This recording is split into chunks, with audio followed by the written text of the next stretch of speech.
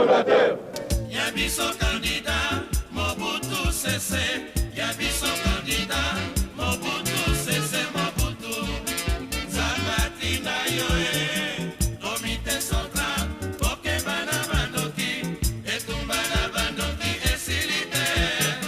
Tamo Boko retenir candidat Mobutu. Botala Nabino, Nabino, Namisoy, Mobutu. Bandoki Basilite. Janvier, tina mois de mars, conscientisation, sensibilisation, yaba peuple. Mars, tina mois de mai, responsabilisation, yaba militant, tonaba militant. Mois de mai, tina mois de novembre, propagande électorale, pour yakopona président, ya impère. Moto na moto, asa l'examen des consciences. Akanisa et paite outil. Yabiso candidat, Mobutu Sese. Yabiso candidat, Mobutu Sese Mobutu. Zambati na yoe, comité central, Pokebana Bandoki, Etumbana Bandoki, Esilite. Tamo Boko retenir candidat Mobutu. Botala Nabino, Nabino, Namisoy, Mobutu. Bandoki Basilite. Belela, combo ya Mobutu. Ekokute yo rien.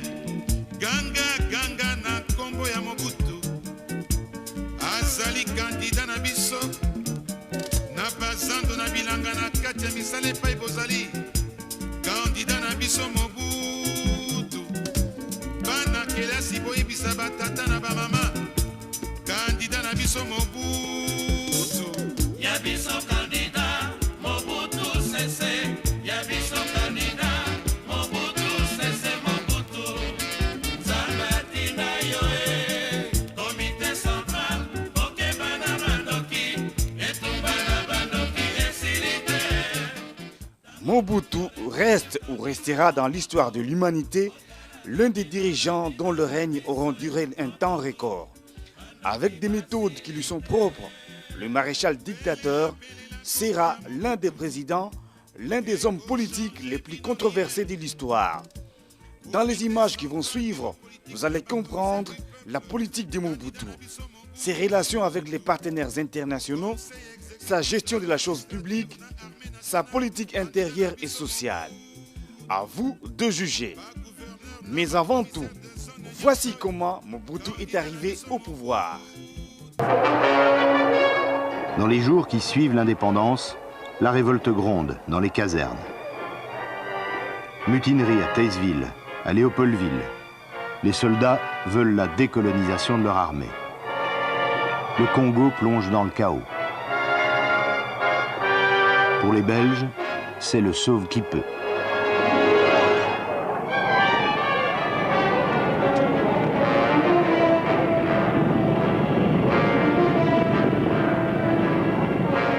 Jusqu'ici, pas un mot, pas une image de Mobutu. On va le voir pour la première fois dans ce petit film d'amateur tourné à Léopoldville pendant l'exode des Belges, qui viennent se réfugier à leur ambassade. Image furtive de Mobutu portant un bébé. À ce moment-là, Joseph Désiré Mobutu est pratiquement inconnu. Il a quitté l'armée depuis longtemps, il a tâté du journalisme, il a même séjourné en Belgique. Depuis 2 ans, il vit dans l'ombre de Lumumba, dont il est devenu le secrétaire d'État. Quelques jours plus tard, le destin de Mobutu est scellé. Il n'était presque rien, il devient presque tout. Il était civil, il redevient militaire. Il est aussitôt bombardé colonel et chef d'état-major. Enfin, un officier congolais à la force publique, qui cesse enfin d'être une troupe coloniale. Mais c'est déjà trop tard.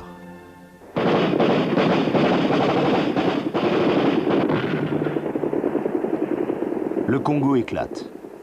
Le Katanga, la plus riche province du pays, fait sécession.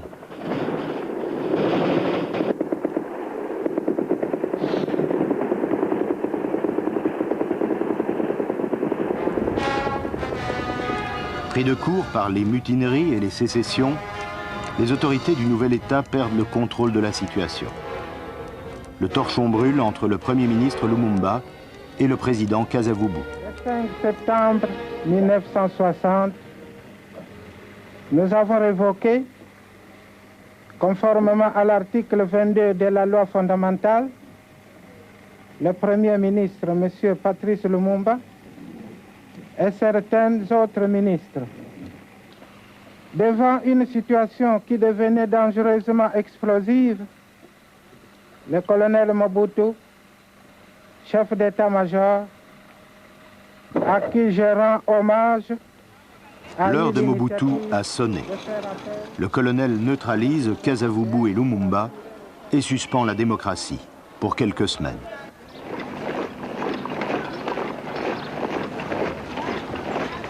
Sur les antennes de Radio Léopoldville. Allô, allô, chers compatriotes, ici c'est le colonel Mobutu Joseph, chef d'état-major de l'armée nationale congolaise qui vous parle de Léopoldville. Pour sortir le pays de l'impasse, l'armée nationale congolaise a décidé de neutraliser le chef de l'État, les deux gouvernements rivaux en présence ainsi que les deux chambres législatives jusqu'à la date du 31 décembre 1960. Vive le Congo, vive l'armée nationale congolaise.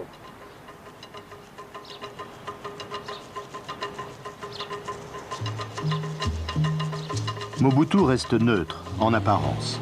Mais en réalité, c'est Lumumba, et seulement Lumumba, qui fera les frais de l'opération. En réalité, Mobutu lâche Lumumba. Le Premier ministre congolais est placé en résidence surveillée. Il est gardé par les soldats de Mobutu. En s'en prenant à Lumumba, le plus populaire des leaders congolais, le plus détesté en Belgique, Mobutu donne des gages aux anciens colonisateurs. Dans la longue histoire de ses relations avec la Belgique, c'est un début qui comptera beaucoup.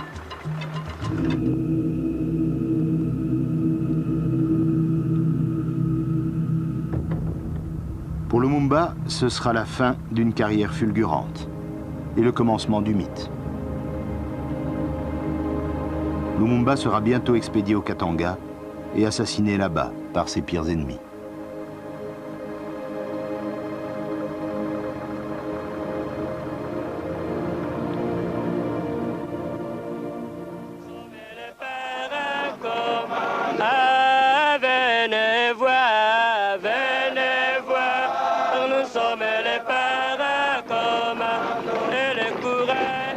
Une fois Lumumba écarté, c'est comme si Mobutu se désintéressait du jeu politique. Il préfère se consacrer à la réorganisation de l'armée, dont il devient le général en chef. Il a retenu la leçon coloniale. Il sait qu'il n'y a pas d'État fort sans armée forte. L'enjeu de la bataille, la plaine. Un pont miné suffirait à stopper l'avance de l'ANC. Mobutu lance l'attaque, il faut franchir le pont. Pendant plusieurs années, de 61 à 65, dans un Congo livré aux guerres de sécession, aux rébellions, aux crises de régime, le général Mobutu va suivre un chemin parallèle, à l'écart de la politique, mais sans jamais relâcher sa vigilance. Sans avoir l'air d'y toucher, il va soigner sa popularité, à l'intérieur et à l'extérieur du pays. Vous êtes très populaire en Belgique, vous êtes très connu, mais il y a longtemps qu'on n'a plus entendu parler du général Mobutu. Pourquoi ce long silence? C'est simple, je suis simplement rentré dans les rangs, je joue mon petit rôle de militaire. Le général Mobutu et son armée sont à l'entière disposition du gouvernement central. C'est comme n'importe quelle armée du monde. Et je n'ai plus de rôle politique à jouer au Congo, c'est tout. Mais c'est par méfiance ou par dégoût de la politique? Surtout par dégoût de la politique.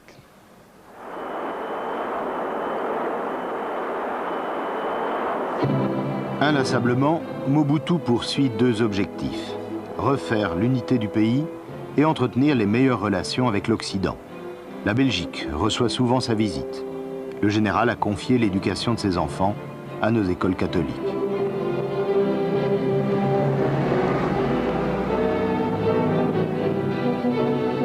Il vient régulièrement à Bruxelles, saluer ses collègues militaires.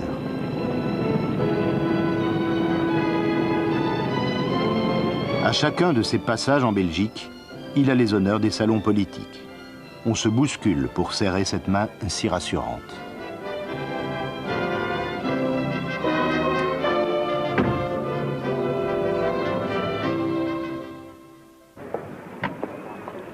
Madame, mes hommages, bonjour. Colonel, bonjour. Nous sommes en 1965. Le Congo est presque pacifié et Mobutu est devenu la coqueluche de la Belgique post-coloniale. Félicitations. Quand même. Ah bon,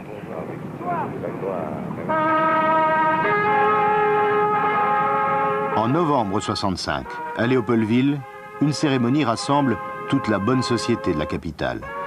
Le général Mobutu en est le héros. Le président Kasavubu va l'élever au grade de lieutenant général.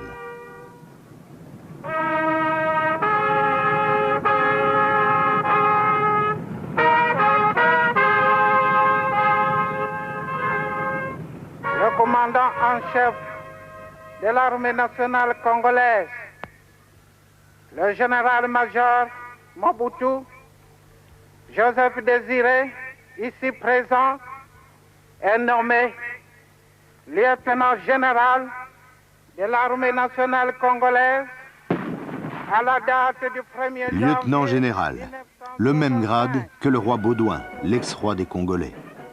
Un grade de chef d'État en quelque sorte. Dans quelques jours, le lieutenant général Mobutu sera président à la place du président Kasavubu. Mais auparavant, il consacrera encore un peu de son temps à la télévision belge, en reportage à Léopoldville.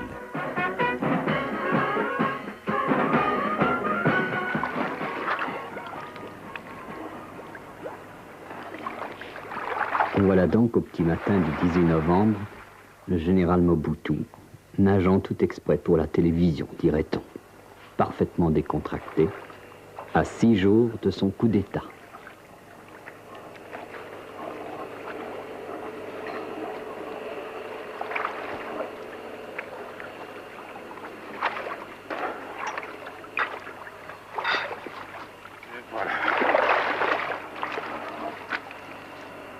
Pourtant, vous êtes un non-violent et vous êtes chrétien. Vous avez dit un jour, ma conscience de chrétien et d'homme m'oblige à faire cesser ces atrocités. Oui, je l'ai dit et répété à maintes reprises. Vous avez aussi préservé des vies européennes et africaines. Depuis le début de notre accession à l'indépendance jusqu'à ce jour, je ne fais que ça. Avez-vous rencontré de l'ingratitude? Oui, ça c'est humain. C'est la terre des hommes. Heureusement, vous avez quand même vos enfants. Ah, la oui. petite là-bas. C'est la plus petite? Oui. Dans quelques jours, ce sera le coup d'État. Un coup d'État indolore et invisible, sans trompette et sans caméra. Le général Mobutu va s'emparer du pouvoir pour 5 ans, officiellement, 32 ans en réalité.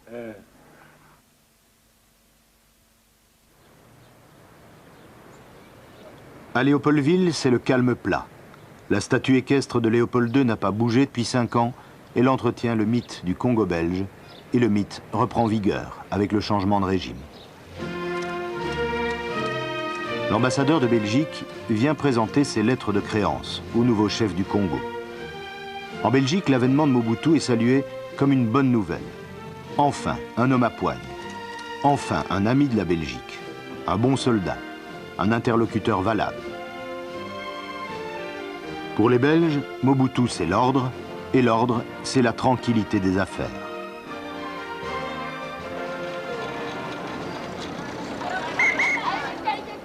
Aux yeux de certains, c'est presque le retour au bon vieux temps. Le coup d'État est ressenti comme une restauration.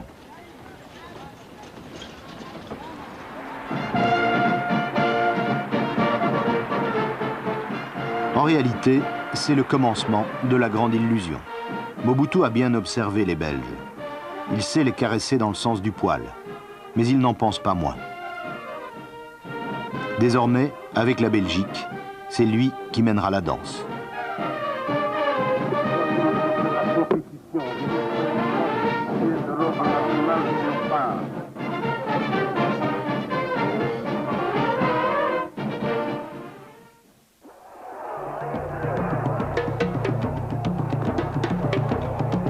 Les Congolais, eux, sauront très vite à quoi s'en tenir. Pour s'imposer, le président Mobutu va utiliser d'emblée les deux ingrédients qui assureront sa longévité, la répression et la surenchère nationaliste.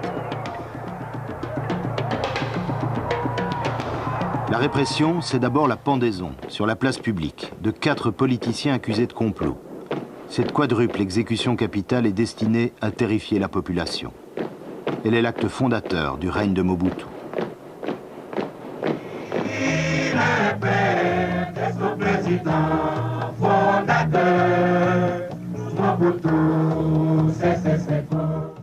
Mais tout d'abord, comment faut-il vous appeler maintenant?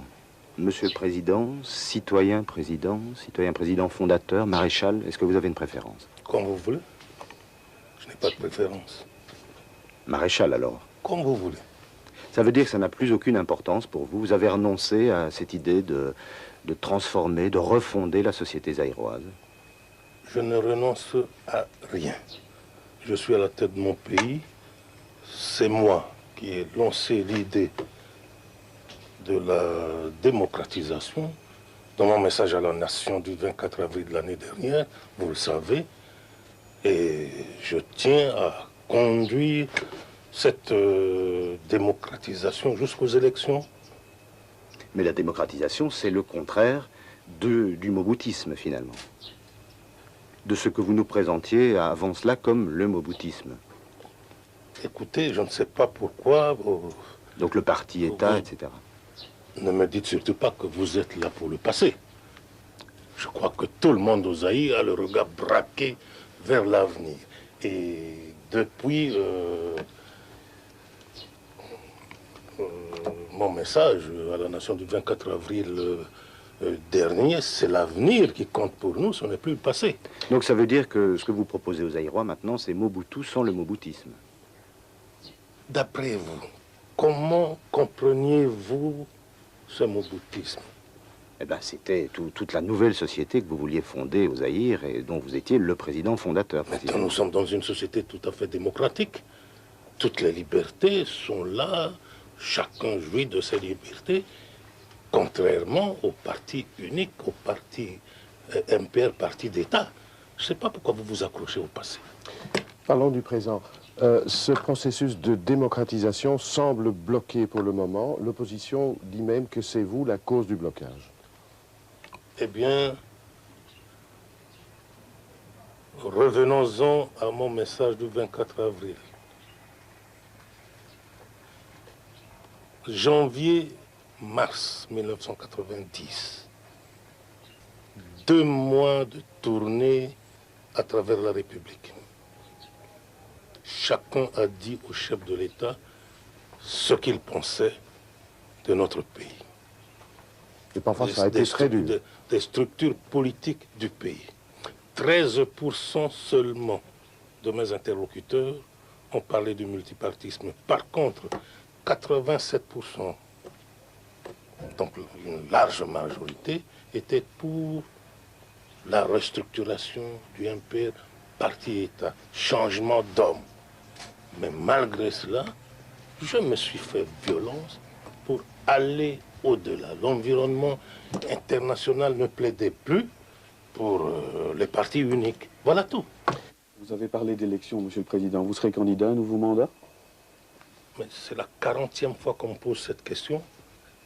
Pour la 41e fois, je vous dis oui. L'opposition demande... Je sais que ça ne vous arrange pas, mais c'est oui. Moi, je n'ai rien à dire à ce propos-là. L'opposition demande qu'avant qu'on ait des élections, on définisse clairement le rôle de chaque institution, y compris le président. Et alors, pourquoi pas? Donc vous serez candidat, même si on réduit de manière très nette les pouvoirs du président. Et pourquoi pas? Pourquoi pas? Vous avez dit que l'environnement international avait changé et que c'était ce qui vous avait amené, en fait, vous aussi, à changer votre vision politique. C'est une manière de reconnaître que pendant très longtemps, une partie de votre légitimité s'est fondée précisément sur certaines relations internationales. Peut-on vivre à la fin de ce 20e siècle qui se termine, renfermé sur soi et ignorer le reste du monde? C'est la question que je vous retourne la question. Mais pendant très longtemps, justement, c'est sur ces relations internationales que vous avez fondé l'essentiel de votre pouvoir. Votre pays même, vous êtes dans l'OTAN, dans la CEE, vous êtes dans presque tous les organismes internationaux, ce qui prouve que la Belgique vit aussi en tenant compte des autres. Et vous avez le sentiment d'être lâché. Ce qui est vrai pour vous, comment? Vous avez le sentiment d'être lâché par vos alliés maintenant, vos alliés privilégiés qui étaient les États-Unis, la France et la Belgique.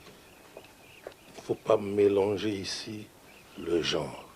C'est votre pays qui essaye d'entraîner dans son sillage d'autres pays en vue de faire du tort. Je ne dis pas aux Zaïre, mais une personne qu'on trouve très gênante. Votre interlocuteur. Voilà tout. Mais enfin, même les Américains et les Français ont eu des paroles très dures à votre égard, personnellement, ces dernières semaines. Écoutez... Je pense à M. Kouchner, à M. Cohen. M. Cohen, j'ai le document de M. Cohen. Et pour certaines raisons qui vous sont propres, ces propos ont été tronqués. Ça, vous devez le savoir. Par exemple, il y a une petite phrase où M. Cohen dit « M. Mobutu ne fait pas toujours la distinction entre la caisse de l'État et son propre compte en banque ». C'est une petite phrase de M. Cohen dans la version officielle de l'ambassade américaine. Écoutez, dites-moi tout ce que vous voulez. Je ne sais pas ce que vous voulez dire exactement par là. Donc, je veux dire tout simplement qu'il y a des paroles très dures à votre égard, du côté américain, du côté français. Ma réponse est simple. Je ne suis pas la colonie. Le Zaïre n'est pas la colonie des États-Unis, encore moins celle de la France ou de la Belgique. Nous sommes souverains, nous sommes indépendants. Les amis ont le droit de dire ce qu'ils pensent. Mais à l'intérieur du pays, certaines personnes émettent les mêmes critiques. Écoutez, lorsqu'on est 26 années durant la tête d'un pays, mais il ne faut pas qu'il y ait que des éloges. Nous ne sommes pas le paradis ici. La Belgique n'est pas un paradis. La France n'est pas un paradis. Les États-Unis encore moins. On ne peut pas éviter des critiques. Un proverbe arabe à ce sujet le souligne très bien. Plus un arbre monte, plus il attrape le vent. Voilà vous exprimez une volonté de changement dans la gestion du pays, mais manifestement, les choses sont bloquées, les choses n'avancent pas, les choses n'évoluent pas, les choses ne se sont pas modifiées. Chez vous, ça évolue toujours très bien, toujours ça va bien, madame la... Voici une question. Répondez-moi. Mais personne chez nous n'a exercé le pouvoir pendant 26 ans d'une manière aussi absolue que vous. Mais... Nous sommes le Zaïre, vous êtes la Belgique. Eh bien, le drame dans nos relations, c'est quoi? Vous vous occupez un peu trop de nous. Oui, mais vous avez entretenu les meilleures relations avec les dirigeants de France, de Belgique et des États-Unis. Et ça vous a bien arrangé pendant très longtemps. Alors quand vous dites nous ne sommes pas la colonie des États-Unis, de la France, de la Belgique, nous sommes évidemment d'accord là-dessus. Mais ce que beaucoup de gens vous ont reproché ici au Zaïre, c'est justement d'avoir mis votre pays un peu au service de ces puissances étrangères-là pendant très longtemps, notamment économiquement. Je crois que c'est le contraire qui est vrai. Je n'ai pas mis mon pays au service de l'économie étrangère, des puissances. Ne me dites surtout pas ça. Ne le dites surtout pas à un nationaliste comme moi. Je retiens que M. Bemba, qui est le patron des patrons zaïrois, a dit, pas plus tard que hier d'ailleurs à la télévision zaïroise, que la zaïrianisation avait été une catastrophe économique pour le Zaïre. Eh bien, je laisse à Bemba la responsabilité. Oui, ce n'est pas n'importe qui. Laissez-moi continuer. Je lui laisse à lui la responsabilité de ce qu'il a dit, s'il vraiment il l'a dit. Mais vous posez des questions, il vous faut des réponses. Oui. Entendons-nous bien. La zaïrianisation, qu'est-ce à dire? Lorsque j'ai dit zaïrianisons, c'était quoi?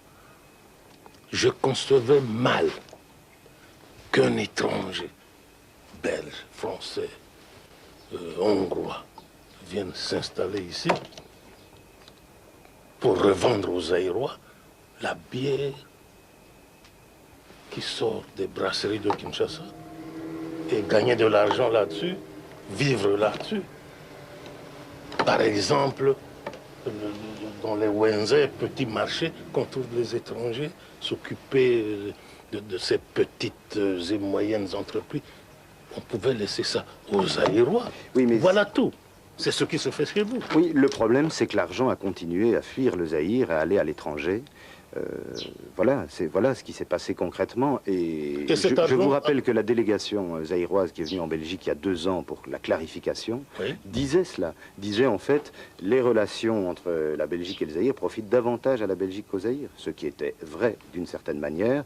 Ce dont il ne parlait pas, c'est des Zaïrois qui profitaient en passant de cet échange inégal. Cela existe, M. Bastin, partout. Partout. Allez, je ne veux pas, je suis astreint de devoirs de réserve, je ne peux pas mentionner des pays ici. C'est partout. La fuite des capitaux existe même chez vous. Ça existe en France, ça existe aux Zaïre, ça existe partout. Tant que le monde restera le monde, il y aura toujours cette fuite des capitaux. Ce n'est pas la morale en politique. Ce n'est pas propre aux Zaïre. Comment allez-vous faire pour empêcher qu'un commerçant de chez vous aille, disons, du côté de la Côte d'Azur, déposer son argent Ça se fait, vous le savez. Mais le bilan économique, pour le moment, est assez négatif tout de même. L'économie zaïroise ne se porte pas bien, vous devez l'avouer, non? Qu'est-ce que cela fait un nationaliste comme vous, justement, de voir le pays qui s'est effondré? Mais je suis le premier à le reconnaître. Nous traversons une période très difficile et l'économie, c'est le reflet de cette situation très compliquée, très difficile que nous traversons. Je ne peux pas vous dire le contraire. Et quelles en sont les causes profondes, d'après vous? Comment? Quelles en sont les causes profondes? Mais les causes profondes, c'est la gestion. Écoutez, entre nous, faisons un distinguo entre certaines questions qui appellent des réponses précises. Ne me donnez pas l'impression que je suis là pour me justifier pour la presse belge, pour l'opinion belge. Je crois que... Non, mais vous avez rarement poussé l'autocritique aussi loin. Alors, tant qu'à faire, il y a des gens qui vous désignent évidemment, et ça paraît assez logique après 26 ans de pouvoir, comme le principal responsable. Vous étiez le chef pendant très longtemps. Eh bien, le chef pendant 26 ans n'était pas le ministre des Finances, n'était pas le gouverneur de la Banque du Zaïre, n'était pas le responsable de l'économie. Il avait des collaborateurs. Mais je ne vous dis pas ici que c'est pas moi, c'est eux. Un chef, c'est toujours une équipe. Maintenant, vous semblez me dire que vous admirez ceux qui aujourd'hui disent c'est pas nous, c'est pas moi, c'est lui. C'est pas une façon de dire, c'était nous. Ça fait longtemps qu'on entend cette critique. Hein. Les 13 en 1980, quand ils vous ont adressé une lettre, la fameuse lettre ouverte au président fondateur, avant eux-mêmes de créer l'UDPS, ils disaient tout cela déjà, en 1980. Et puis il y a eu le fameux rapport Blumenthal, l'expert du Fonds monétaire international, qui était très accusateur à votre égard, très précisément. J'arrive. Blumenthal, sa fameuse lettre, ses fameuses critiques, mais c'était pour pousser un collaborateur zaïrois qui a rédigé avec lui ce document. Figurez-vous aussi que j'ai contre-attaqué, mais très durement. Et ça a fait aussi du tort à M. Blumenthal, fonctionnaire international du Fonds monétaire international, qui s'est permis de s'associer à un Zaïrois pour faire du tort, pour porter atteinte à l'honneur d'un chef d'État, membre dans le pays et membre du Fonds monétaire international. Monsieur le Président, comment redresser la situation catastrophique économique de ce pays? Parce que la démocratie, ce n'est pas une recette miracle. La relance du Zaïre, mon cher monsieur, aura lieu. Tout simplement parce que ce n'est pas un pays quelconque. Ce n'est pas un pays des malheureux. Mais c'est devenu un pays quelconque. Nous avons... Ça, c'est votre point de vue. C'est une question, monsieur Bastin, de point de vue. Mais nous allons nous reprendre. Nous allons relancer notre économie. Nous allons redresser la situation politique du pays. Seulement qu'on nous laisse faire. Mais qu'est-ce qui empêche que vous fassiez, Monsieur le Président? Vous dites la reprise est en cours, mais le pouvoir d'achat des gens a diminué d'une manière dramatique, les services publics ne fonctionnent plus, les services de santé sont démantelés. Qu'est-ce qui empêche que ça reprenne, comme vous dites? Ne me dites pas que les services publics ne fonctionnent plus, par exemple. Une bonne partie. Je vous dis que les services publics fonctionnent, puisque les fonctionnaires ont repris. Et vous le savez. Il y a un communiqué qui sanctionne cette décision de tous les fonctionnaires du Zaïre, de la fonction publique, pour reprendre. Et cessons avec la politique, travaillons. Les dernières mesures... Retroussons-nous les manches, comme vous disiez. Comment? Retroussons les manches. Vous disiez ça déjà en 65. On en a encore besoin aujourd'hui. Nous allons retrousser les manches. Mais comment les Zaïrois peuvent-ils vous croire, vous entendre vraiment aujourd'hui, alors que vous disiez cela déjà il y a 26 ans? C'est un peu ça le problème. Le blocage est quand même politique. Monsieur Bastin, après cette interview, prenez un avion avec moi, circulons à travers le Zaïre. Je peux prêcher, reprendre ce que je vous dis ici. Eh bien, le Zaïrois ne me dira pas que je mens. Ne me dira pas non plus que je raconte des histoires. Mais c'est ce qu'ils nous disent tous les jours. Ben, certains que vous connaissez, que vous fréquentez. J'arrive, laissez-moi continuer. Lorsque la presse belge arrive, presse écrite, la télévision, on sait chez qui vous allez, on sait qui vous contactez, on sait quel milieu vous fréquentez. Nous voyons monsieur et madame tout le monde. Lorsqu'on me dit, ah, les Zaïrois pensent ceci, c'est toujours les mêmes, c'est connu. Est-ce que vous lisez la presse zaïroise, monsieur le Président? Écoutez, c'est devenu même une passion chez vous. Cette passion vous aveugle, cette passion vous interdit même de connaître certaines réalités. C'est-à-dire d'être objectif. Je regarde le journal télévisé de la télévision zaïroise. J'ai été au marché, j'ai vu un reportage sur le marché. Oui. Effectivement, c'était évident pour moi comme pour le journaliste de la télévision zaïroise, la situation matérielle s'est dégradée. Il expliquait par exemple que les mesures d'hygiène les plus élémentaires n'étaient plus prises, n'étaient plus respectées et que les agents qui étaient chargés de les faire respecter ne le faisaient plus. Et vous le reprochez au président Mobutu? Non, je vous demande d'expliquer... Qui devrait, selon vous, aller au marché et s'occuper de l'hygiène. Mais est-ce que vous ne vivez pas un peu trop coupé des réalités, effectivement? Contrairement à ce que vous dites et contrairement à ce que vous pensez, vous n'avez pas, j'exagère peut-être, 4-5 collègues africains qui vivent tous les jours les réalités de leur pays, comme c'est mon cas. Je ne me vante pas, et c'est vrai. Mais c'est quelque chose qu'on peut constater avec toutes les personnes qui restent au pouvoir longtemps. Il y a un certain isolement, un phénomène d'isolement qui se manifeste. Isolement, non, en ce qui me concerne. Vous avez un entourage... Je ne me suis jamais isolé des réalités de mon pays. Vous savez que lorsqu'on a fait le bilan de 25 années de pouvoir me concernant, citez-moi un seul coin de mon pays où je n'ai pas encore été. Ce n'est pas le cas de tout le monde. Ce bilan, le Premier ministre Lukoji, celui qui précédait, a dit qu'il était négatif. Totalement négatif, a-t-il dit, le Premier ministre. Totalement, globalement. Écoutez, je vais vous expliquer ce que vous ignorez au sujet de ce passage. Il ne visait pas le chef de l'État, il visait plutôt ses prédécesseurs.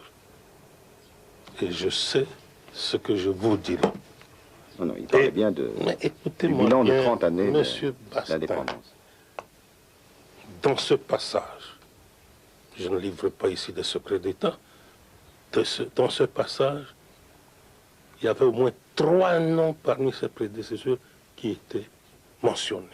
Il est à Bruxelles, M. Moulumba, allez le voir, si ce que je vous dis est faux ou contraire à la vérité. Donc quand il a dit que le bilan de ces 30 ans était négatif, il ne l'avait pas pris pour vous. Il y avait des noms qui ont été finalement biffés. Alors le bout de phrase est resté. C'est ça la vérité. La stricte vérité, la vérité vraie. Voilà tout. Et votre nom n'était pas sur la liste? Comment? Et votre nom n'était pas sur cette liste. Mais je suis responsable comme tout le monde. Le premier responsable.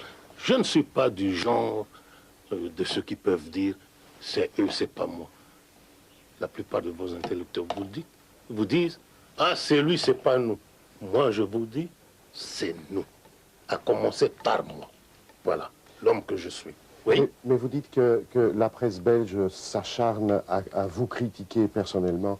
Mais est-ce que vous lisez la presse zaïroise? Alors là, la presse belge est vraiment une presse d'enfants à côté de ça. Mais c'est pour vous dire que cette presse est vraiment libre.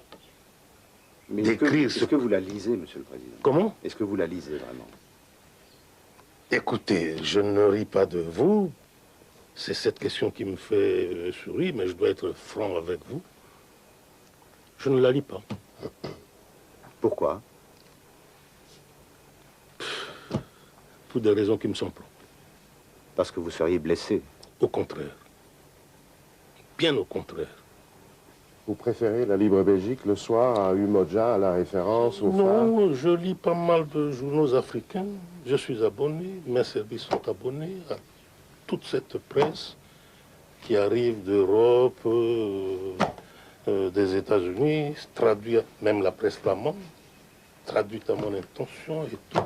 Mais j'ai des raisons que je ne veux pas avancer ici. Mais ça m'étonne que vous ne lisiez pas la presse zaïroise, parce que c'est un phénomène sociologique. On la lit pour moi. On dit, voilà, dans tel éditorial, tout ça. Je préfère ça comme ça. C'est parce que vous craignez quand même de découvrir des choses terribles qui sont dites sur vous. Je ne crains absolument rien.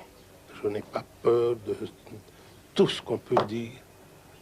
Mais par exemple, nous avons été assez étonnés hier de découvrir dans la presse zaïroise, dans un article, quelqu'un qui se permettait d'ironiser sur le chef de l'État en disant il s'appelait Joseph Désiré maintenant et il s'appelle Richard Prosper, par exemple. Des choses comme cela, vous ne verrez jamais dans la presse belge. Écoutez, ouh là là, n'exagérons pas. Je ne veux pas citer des noms ici, ou des titres de journaux. Eh bien, passons simplement l'éponge là-dessus. Eh bien, des journaux satiriques existent chez vous, en France, en Belgique, pourquoi pas ici? On peut dire n'importe quoi. Eh bien, c'est une preuve, c'est la preuve que la libéralisation dans le domaine de la presse, dans le domaine de la politique, existe. Mais Richard Prosper. Et alors? Vous qui avez fait du respect du chef, quand même, un fondement du système zaïrois, c'est inadmissible. Eh bien, vous savez, vous, que ce zaïrois qui l'a écrit l'ignore. Il n'ignore pas. Il le fait parce que ça lui fait plaisir, parce que, bon, on peut faire ça sans conséquence. Voilà tout. Parlons de l'avenir immédiat. Comment voyez-vous ce processus de démocratisation continuer? Est-ce qu'il y aura des élections prochainement? Et comment donc? Bien sûr que oui. Mais comment voyez-vous le timing, le schéma? Il y a la conférence nationale qui a repris depuis vendredi. Qui n'a pas tout à fait repris. Je vous dis que cette conférence nationale a repris. Évidemment, le bureau provisoire n'existe plus. Je crois que demain, lundi, ils auront un bureau provisoire et le seul point à l'ordre du jour reste le règlement intérieur. Et puis après l'adoption du règlement intérieur, c'est l'élection du bureau définitif et ils vont faire du travail sérieux pour qu'on en finisse un peu plus vite. Mais ces élections, comment vous les voyez et dans quel délai? Mais ça dépend de ce qu'ils vont arrêter au niveau de la conférence nationale. Est-ce que je peux vous rappeler une phrase d'une interview qu'on a eue ensemble il y a exactement un an, je crois, à Goma? Vous me disiez, lorsqu'on est chef, on est en même temps psychologue. Si je m'étais rendu compte un seul instant que le peuple zaïrois en avait marre de moi, croyez-moi, j'allais démissionner immédiatement. Vous assumez toujours cette phrase? Et alors, il fallait commencer ce bout de phrase par le commencement. J'avais commencé ces propos avec ma tournée à l'intérieur du pays pendant 2 mois. Et enchaînant sur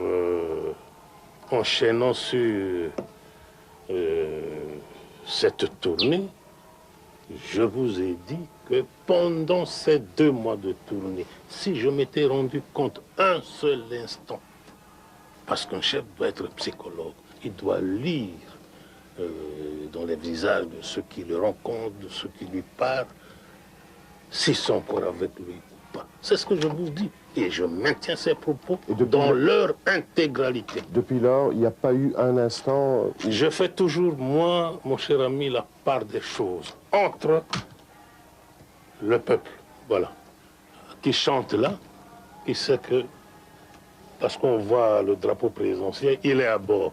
Et ce peuple, ce n'est pas moi qui suis allé demander aux passagers du bateau, applaudissez, chantez pour le chef. C'est pas organisé. Ils savent comment organiser. Organisé par qui? Par qui? Qui peut aller organiser ça?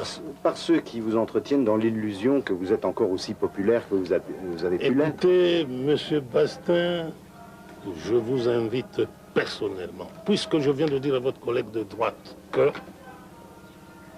je suis candidat. Eh bien, venez m'accompagner, non seulement pour la campagne électorale, venez aussi pour la proclamation des résultats.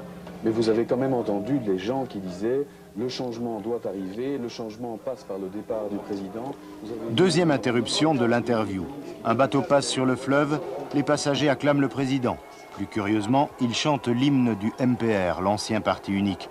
Mais peu importe ce détail, c'est dans ce genre de manifestation de soutien que Mobutu Sese Seko puise leur réconfort et surtout la conviction qu'il est toujours aimé de son peuple. La conversation reprend dans la bousculade et dans un bruit de moteur de bateau cette fois. Dans ce fameux rapport Blumenthal, il y a quelque chose qui disait de vous, c'est que vous étiez un grand acteur. Ça, au moins, on peut dire que c'est resté.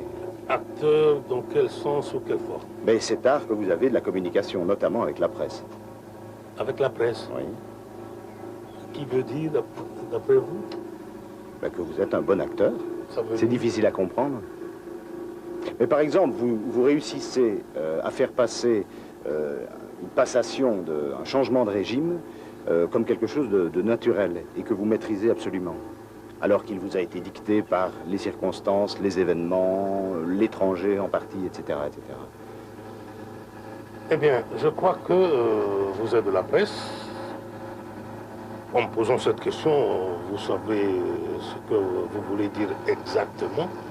Mais le chef de l'État que je suis, dire de moi-même que je suis un acteur.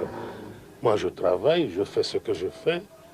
Et aller jusqu'à penser que je le fais comme acteur, ça c'est...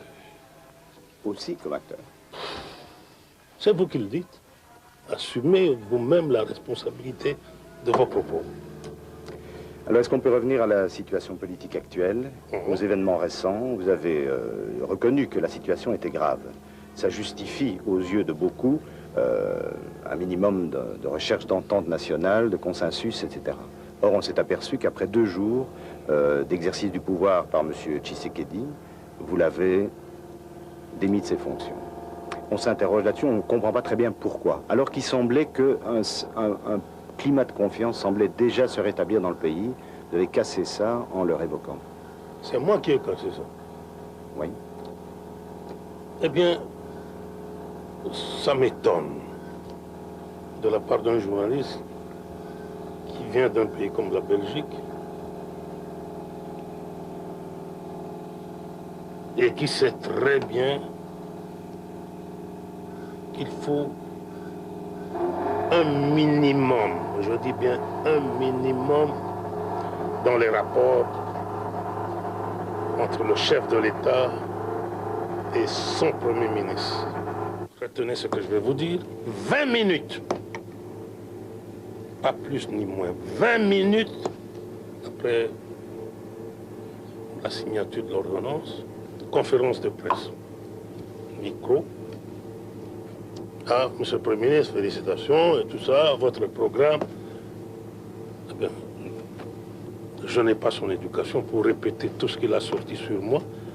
Unique en son genre de par le monde que quelqu'un que vous, chef de l'État, vous nommez, eh bien, les premiers mots qui sortent de sa bouche, c'est pour vous salir, vous traîner dans la boue, des insanités, des mal... de monstres humains, ah, c'est ça. mais tout ça, 20 minutes après la signature de l'ordonnance présidentielle, le nommement... Et c'est pour ça que vous le renvoyez 2 jours plus tard. Non. Je m'étais montré encore élégant, c'est-à-dire chef. Je n'ai rien dit.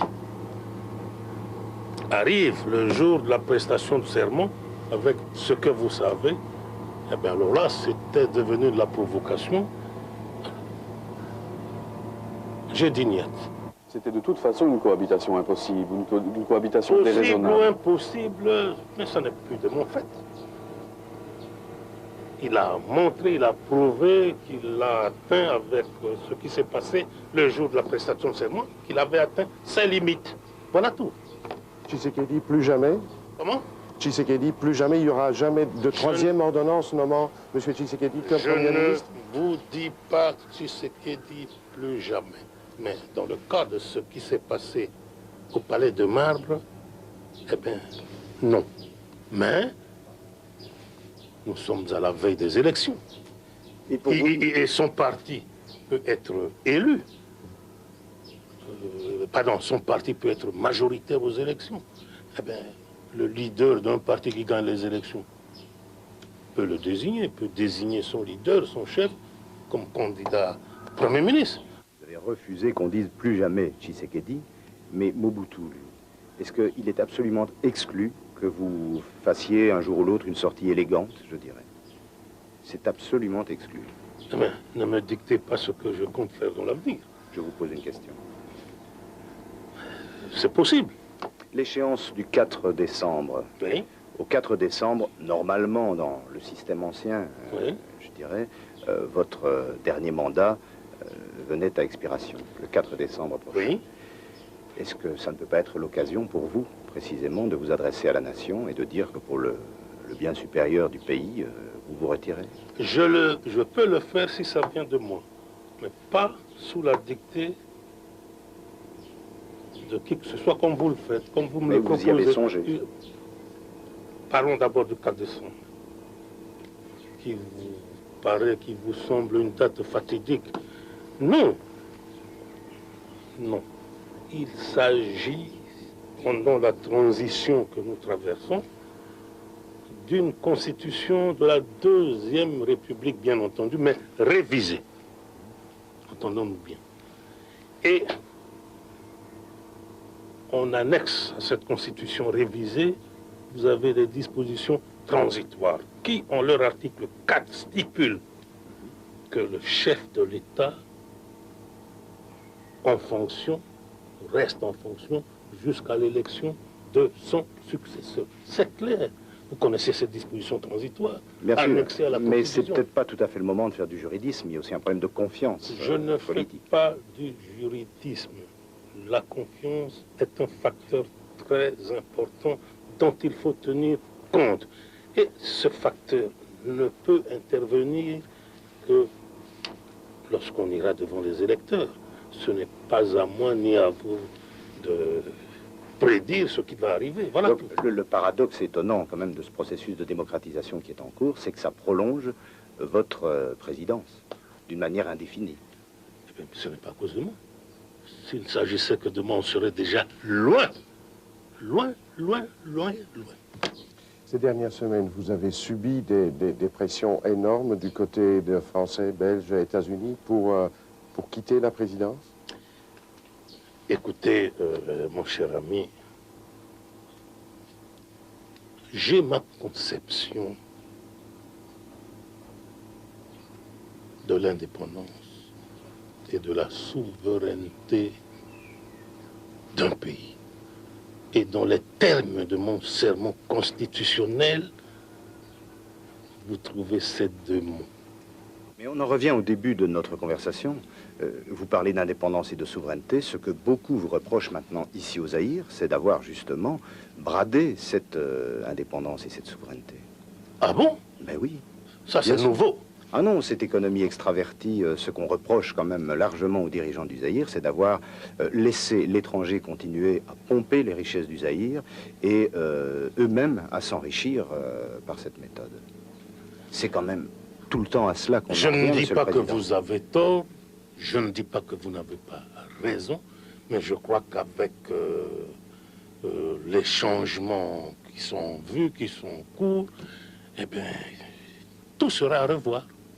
De fond en comble. Vous êtes optimiste pour l'avenir de votre pays? Bien sûr que oui.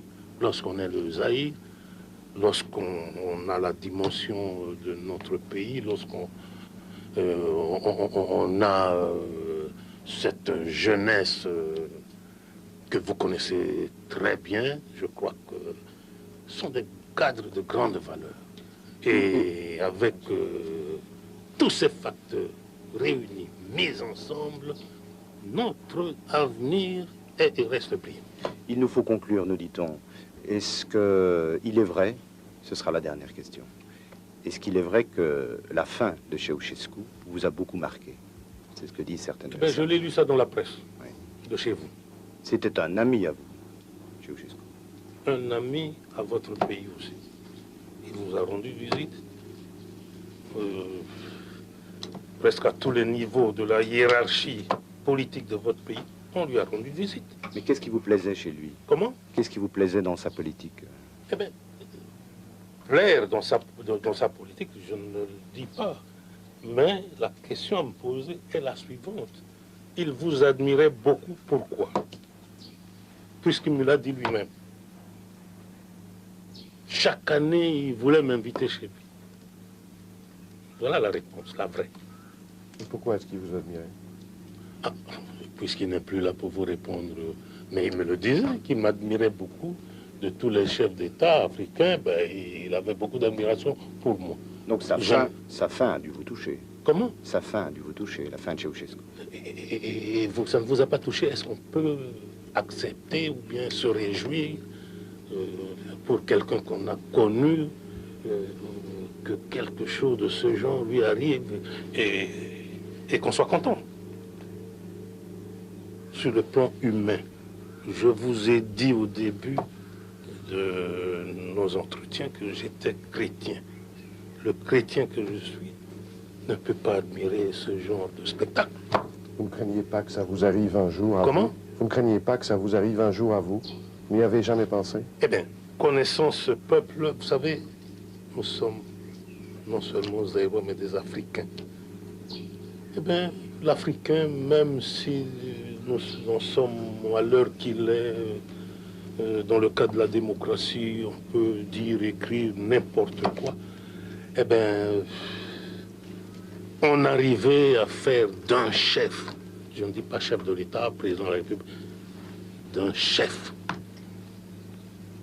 Ce qui s'est produit là-bas, je crois que ça peut arriver, mais c'est difficile. Lorsqu'on sait quelle conception l'Afrique, les Africains ont du chef. Merci beaucoup.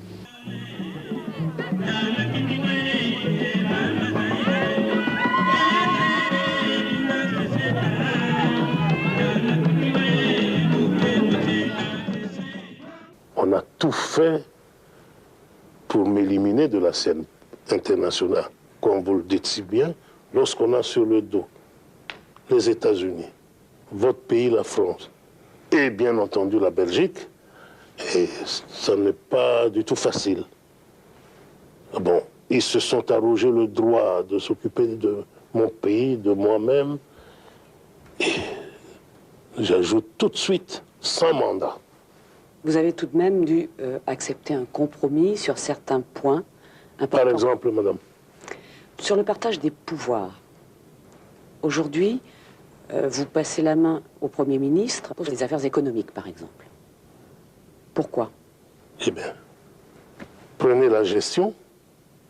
Moi, je garde la défense nationale, la sécurité nationale, la diplomatie. En plus du commandement des forces armées. Et c'est beaucoup. Et cela vous convient? Cela ne vous frustre pas? Bien au contraire, puisque c'est moi qui ai suggéré tout cela. Faux. L'homme qui a imposé ce compromis s'appelle Jacques Foccart. Le vieux gaulliste que l'on croyait à la retraite a spécialement fait le voyage au Zaïre pour convaincre le maréchal de laisser son premier ministre, Kingo, gérer l'économie. Il fallait arrêter le pillage du pays. Les réseaux Foccart fonctionnent encore. Cette diplomatie parallèle, faite de pressions plus ou moins amicales et quelquefois de coups de force, est née dans les années 60, en pleine guerre froide. L'Afrique était un enjeu politique, Jacques Foccart en sera le gardien, désigné par De Gaulle. Il y a une autre question qui préoccupe les opinions publiques européennes. Oui. C'est la question de votre fortune personnelle, d'une part, et de ce qu'on a appelé l'économie de prédateur au Zaïre. Est-ce que les choses vont évoluer sur ce point-là? Que le gouvernement français annonce à son peuple, tout comme le gouvernement belge, eh bien, qu'on sorte les numéros de compte pour annoncer au monde entier et à mon peuple, voilà. Tel Crédit Lyonnais, par exemple, il a 10 milliards. Banque nationale de Paris, 14 milliards. Eh bien, voici les numéros. Qu'on sorte cela. C'est bien ce qu'a tenté de faire la Conférence nationale du Zaïre. Et c'est en Suisse que les enquêteurs ont découvert 5 numéros de compte identifiés porteurs de 4 milliards de dollars. Sans compter la fortune immobilière du maréchal, comme ce château en Belgique, ou cette propriété à Cap-Martin sur la Côte d'Azur, où Mobutu donnait des fêtes somptueuses. Jacques Foccart aurait imposé au maréchal l'idée d'une liste civile séparant désormais ses biens personnels des biens de l'État. Reste maintenant à s'assurer que le président Mobutu n'entravera pas, comme il l'a déjà fait, les débuts d'un processus démocratique au Zaïre. Vous savez, madame, si ce peuple n'était pas derrière moi, tout ce qui m'est arrivé là, on disait n'importe quoi, on écrivait n'importe quoi, et jusqu'à aller chanter au Congrès des États-Unis, le peuple n'en veut plus. Votre programme, il doit partir. Moi, j'ai dit non, je ne pars pas comme ça. Je me maintiens à mon poste jusqu'aux élections. Et on verra. Le château Fonroy est la plus vaste propriété de ce quartier huppé de Bruxelles. Et ce domaine est aussi l'exemple le plus spectaculaire du patrimoine moboutiste en Belgique. Le président zaïrois doit pour cela débourser chaque année près de 550 000 francs de précompte immobilier. À 2 pas de là, la résidence officielle du maréchal pèse, elle, 250 000 francs de précompte. Et il y en a d'autres. Une dizaine d'immeubles en Belgique appartiennent ainsi directement au président Mobutu. Sa fortune personnelle a été estimée par le Financial Times à 140 milliards de francs belges, une fortune qui s'est fortement dégraissée depuis les années 80, jusqu'à quel point, difficile de l'estimer. Avec la vingtaine de propriétés clairement identifiées à l'étranger, comme la célèbre Villa Del Mar au Cap-Martin, lieu d'une récente convalescence, le maréchal Mobutu détient ainsi un capital immobilier évalué au minimum à 1,3 milliard de nos francs. Mais pour Mobutu, l'immobilier reste finalement accessoire. Actuellement, Mobutu rencontre des problèmes de liquidité, lui qui a puisé sa fortune dans de nombreuses poches, selon le Financial Times. La puissante Gécamine, par exemple, a été contrainte en 78 de verser le fruit de ses exportations sur un compte présidentiel. Or, ces 25 dernières années, le Zaïre a exporté pour plus de 350 milliards de francs belges et a reçu des Occidentaux une quantité d'aides et de prêts en tout genre pour une valeur estimée à près de 300 milliards de francs belges. À ce sujet, Léo Tindemans a confié au Financial Times qu'une politique plus sévère aurait dû être appliquée envers le Zaïre sous le contrôle du FMI et de la Banque mondiale. L'argent était envoyé au Zaïre alors que tout le monde savait qu'il ne serait jamais employé à la modernisation du pays.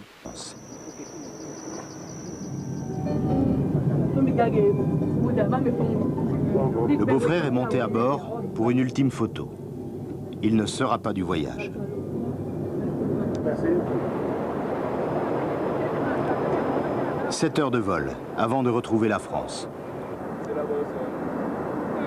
Le président emmène avec lui son épouse, un neveu, une nièce et bien entendu quelques amis et conseillers politiques. Au total, une vingtaine de personnes.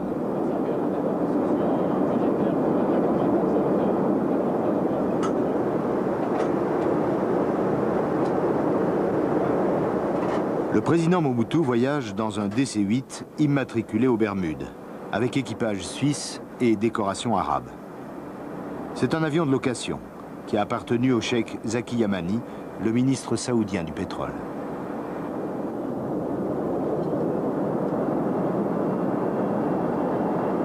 Mais où diable est le président? Ni auprès de ses invités, ni à la cuisine, ni au salon, ni dans sa chambre.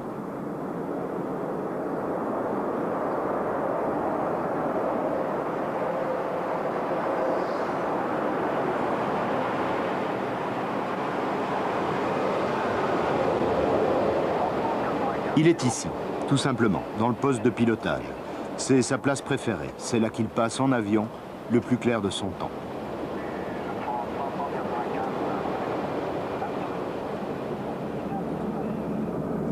À l'arrière, la famille et la suite présidentielle se reposent. Il y a là le ministre de la Coopération, le chef de cabinet adjoint du président et plusieurs conseillers. Il y a surtout un grand absent, M. Voundouawe, le chef de cabinet du président. M. Voundouawe est indésirable en France. On le soupçonne des pires trafics. Les Français ont demandé discrètement au maréchal de le laisser au pays. Sitôt dit, sitôt fait, l'essentiel pour Mobutu, c'est de ne plus être lui-même indésirable en France. Pour vous, ce retour en France est une sorte de revanche? Je n'ai pas de revanche à mener comme qui que ce soit. Ceux qui ont mené cette politique-là contre ma personne se rendent compte qu'ils n'avaient pas raison. C'était en clair, disons, du néocolonialisme. C'est tout. Et les sommets franco-africains, ça n'a pas quelques relents de néocolonialisme parfois? Je ne crois pas. Je ne crois pas parce que je trouve que dans tout ce qui est préoccupation des pays africains, la France est toujours en tête. Vous voyez ce qui s'est passé dernièrement au Fonds monétaire international. Parmi toutes les puissances qui étaient là, je crois que c'est la France qui a pris position en faveur des Africains. Il faut en tenir compte. Voilà. Et on vous prie d'aller vous asseoir. Merci.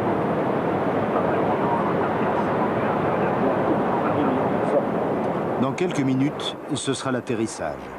L'avion présidentiel va se poser à Nice. À Nice parce que le président possède une villa dans les environs. Il va y passer le week-end avant d'aller à Biarritz. À l'atterrissage, c'est la douche froide. Il fait un temps de chien sur la côte d'Azur.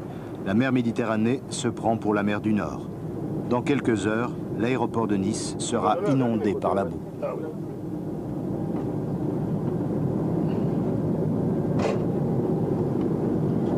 C'est à cause de vous que tout ceci est arrivé. Hein? Tempête, à cause de vous. Il y avait des Belges à bord. Ce sont des Belges, madame. Oui. Ah, vous le saviez? Oui. C'est ça? À cause de? Non. Alors, bon séjour. À la prochaine, madame. Au revoir, monsieur. Merci pour l'accueil. Au revoir, madame. Merci beaucoup. Bon voyage. On va aller. L'ambassadeur du Zaïre en France vient de monter dans l'avion pour saluer son président. Maman, soyez la bienvenue. Son président, soyez la bienvenue. Vous avez fait un bon voyage, son président. Le président Mobutu avait sans doute rêvé accueil plus chaleureux. Mais cela n'est rien, à côté de la douche écossaise qui va tomber sur la suite présidentielle, laissée en rade dans un hall de l'aéroport pour cause d'intempéries. Pour tromper leur attente, les neveux du président et les journalistes de La Voix du Zaïre achètent les journaux français. C'est le choc des mots et des photos. Mobutu, un faux monnayeur au sommet de Biarritz, c'est à la une de Libération. Et à l'intérieur, 2 pleines pages, accusant Mobutu de tromper son monde et de continuer à détourner l'argent de l'État. À l'appui de ces accusations, Libération reproduit des documents signés Mobutu Sese Seko Kukunbendu Wazabande.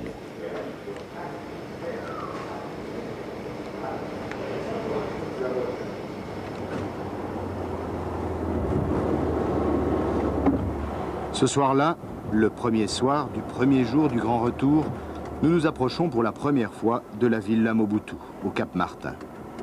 Ce sera pratiquement la dernière. À partir de ce moment, le président deviendra invisible à nos yeux de journalistes trop curieux.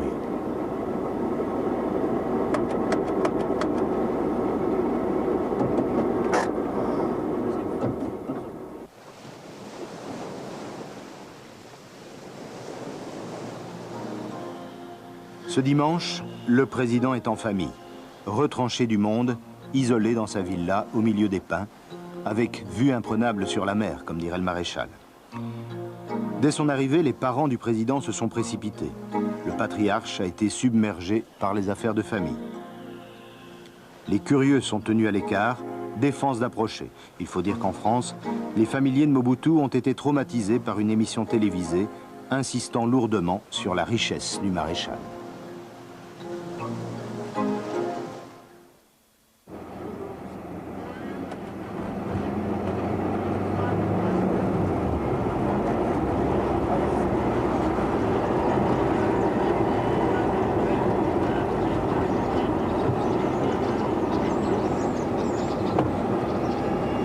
Ce lundi, jour du grand départ pour Biarritz, nouvelle tentative d'approche du sanctuaire moboutiste.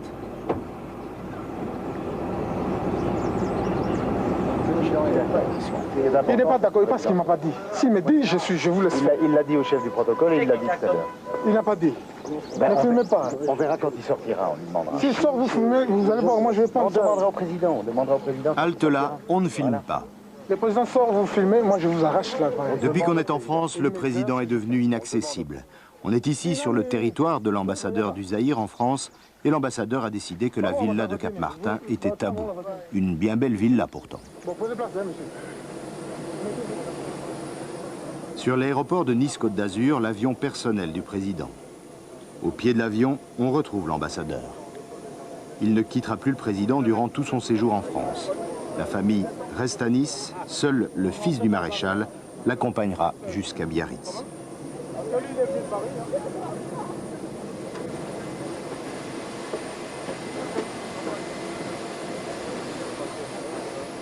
Dans une heure, le président Mobutu Sese Seko sera reçu à Biarritz avec tous les honneurs dus à son rang de chef d'État.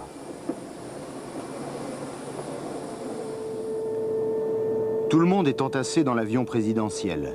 Conseillers, ministres, ambassadeurs, médecins, gardes du corps et bien sûr le colonel aide de camp du président.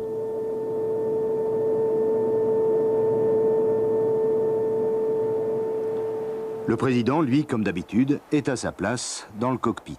Ici, il ne peut plus nous échapper. Vous avez vu le Libération qui est paru samedi, le jour où vous êtes arrivé à Nice. C'est mon arrivée. Et comment vous avez réagi? Mais c'était des calculs dans le but de nuire. Parce que c'est d'une dureté incroyable. Mobutu faux-monnayeur, le retour du dictateur... Continuez à puiser dans la caisse et tout ça, allons-y. Hein? Allons-y. Puisque j'ai tout lu. Donc ça signifie que il y aurait eu des fuites, il y aurait de la malveillance, peut-être dans votre entourage. Allons-y. Allons-y, faux-monnayeur. Ensuite, continuez à puiser dans la caisse. Allons-y. Moi, j'ai eu aussi un peu ce sentiment, je dois vous avouer, qu'il y a dans votre entourage des tiraillements, des contradictions. Vous n'avez plus affaire à l'entourage, mais au chef lui-même. Pourquoi votre chef de cabinet ne vous accompagne pas dans ce voyage ici? Il m'avait accompagné en Chine. Et au retour, il y a tellement de documents, de choses à mettre au point au cabinet que c'est son adjoint qui est là. Ça, c'est la version diplomatique. Non, pourquoi? Parce que je crois savoir qu'il n'était pas nécessairement le bienvenu ici en France. Pourquoi? Je ne sais pas pourquoi. Ça, c'est votre version à vous. C'est à vous à me l'expliquer. Mais parce que, notamment, on dit qu'il serait une des personnalités zaïroises impliquées, effectivement, dans certains trafics. Si ce que vous me dites est vrai, alors que je n'ai pas connaissance de tout cela, la justice peut faire son affaire. Voilà. Et ça apparaît de votre part comme une sorte de désaveu, le fait qu'il ne soit pas venu avec vous. Ah non, pourquoi? Mon conseiller spécial n'était pas du voyage, mais il sera en France. Puisque... Banda? Oui, il était resté. Il serait là, à Biarritz. Oui? Et alors? Ah, parce que lui aussi figurait sur la liste des, je dirais, des indésirables. Vous en savez un peu trop par rapport à moi. Finalement, le conseiller spécial du président, M. Ngbanda, ne sera pas à Biarritz. Comme quoi, il arrive que les journalistes soient mieux informés que les présidents. À chaque occasion, quand on s'est vu ces derniers jours, vous êtes revenu tout le temps d'une manière assez ironique sur les Belges, la Belgique, etc. J'aimerais bien qu'on vide d'une fois Moulangia Pembe, que vous disiez vraiment tout ce que vous avez à dire là-dessus. Monsieur Bastin, laissons de côté les boutades, les blagues. Lorsqu'on causait, j'ai cette habitude de lancer des boutades. J'ai l'impression que c'est significatif quand même, ça. Non. Eh bien, vous allez me croire ou vous n'allez pas me croire. C'est à vous à tirer la conclusion pour ce qui vous concerne. Pour ma part, je ne suis pas né rancunier. Je crois que le moment est venu de mettre fin à tout ce qui nous a divisés dans le passé. Belges et Zaïrois. Il est plus que temps d'y mettre fin, mais d'une manière définitive. Mais c'est pas la première fois qu'on dit ça. Eh bien, je ne dis pas, il ne faut pas dire on, c'est moi qui le dis. Ce n'est pas la première fois que vous le dites. Eh bien, que ce soit la millième fois, eh bien, pour moi, il est temps d'y mettre fin. Ça profite à qui? Entre nous deux, à personne. Voilà. Oui, mais en même temps, je crois que vous êtes extrêmement sensible à la critique, susceptible, et que, quand même, finalement, le passé colonial pèse lourd là-dedans. Écoutez... Ça n'a pas dû être facile tous les jours pour vous d'être un jeune Congolais dans un Congo belge.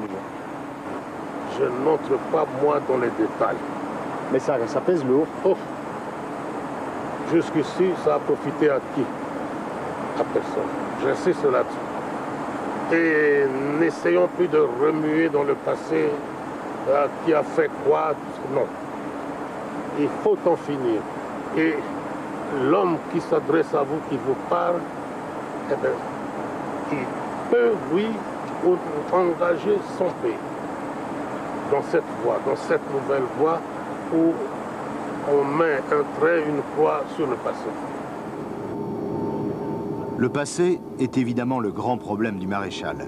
Passé colonial et passé moboutiste. Mais comment se débarrasser du passé? En assistant au sommet franco-africain? À ce genre de sommet, c'est précisément le passé qui vous saute aux yeux.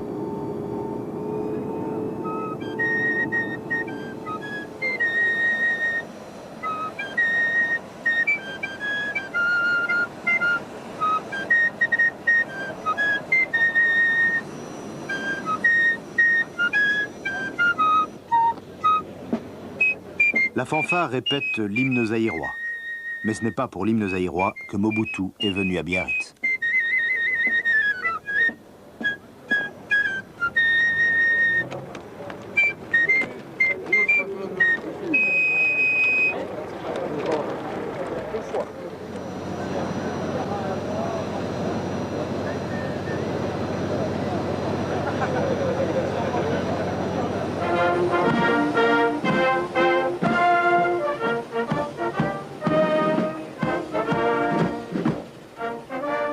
La Marseillaise, enfin. La musique la plus douce aux oreilles du maréchal. Il était prêt à avaler toutes les couleuvres du monde pour l'entendre à nouveau.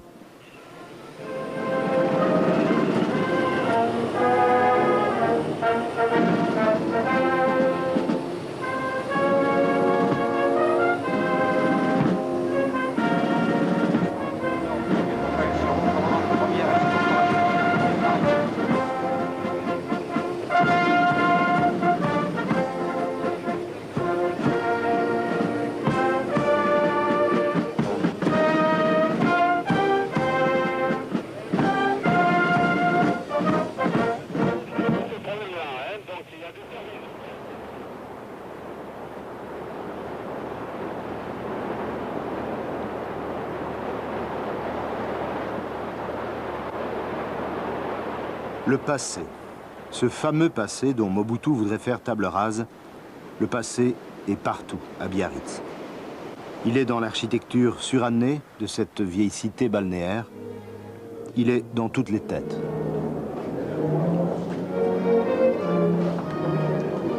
Ce mardi à Biarritz, on a furieusement l'impression d'être en métropole, comme on disait à l'époque coloniale. Et c'est sans doute à l'occasion de ces sommets qu'on ressent le mieux le poids écrasant de cette colonisation. Finalement, la plupart des régimes africains se sont calqués sur le modèle colonial. Élitisme, luxe, violence et culte des apparences. La même fausse bonhomie, le même mépris des hommes.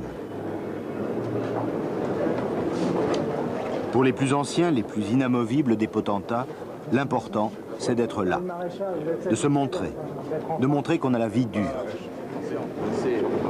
Pardon, s'il vous plaît. Mobutu et Eyadema sont deux vieux complices.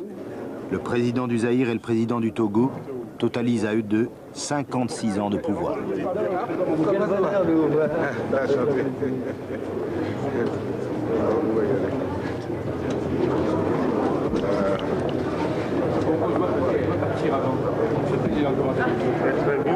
Alors, je vous ai À Biarritz, le président Mobutu s'est appliqué à se tenir le plus près possible du président Mitterrand. Le protocole français veillera à ce qu'il y ait toujours entre eux un autre chef d'État. Le passage, messieurs, s'il vous plaît, messieurs. S'il vous plaît, messieurs. S'il vous plaît, messieurs. S'il vous plaît, messieurs. Merci, messieurs.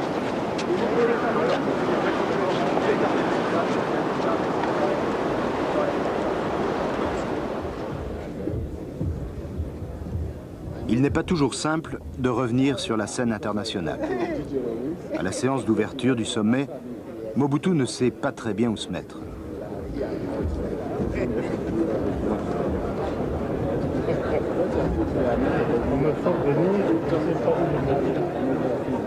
Ils me font venir et je ne sais pas où je me trouve, murmure le président.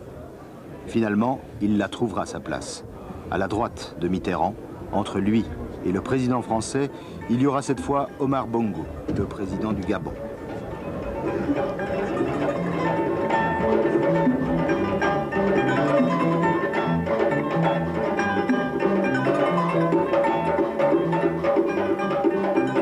L'hôtel du Palais, où logent les chefs d'État, est le vrai théâtre de ce sommet franco-africain. C'est ici que tout se joue. Les apartés, les entrées et les sorties, les attentes interminables. Le président Mobutu et sa suite se sont installés au deuxième étage, dans l'appartement duchesse de Windsor. La porte est bien gardée. Sur le palier, c'est une bousculade de courtisans, d'agents de sécurité et de journalistes. Mobutu est la coqueluche du sommet. Dans les journaux, il n'y en a que pour lui, quoi qu'en dise l'ambassadeur. On parle de tous les chefs d'État. Vous pouvez dégager le passage, là? Édouard Balladur, le Premier ministre français, est un visiteur assidu du palais. Il est partout. Il rencontre la plupart des chefs d'État, mais il ne fait que passer devant chez Mobutu. Biarritz, pour Mobutu, est entre chaud et froid. Le Congo, scandale géologique, personne n'en doute.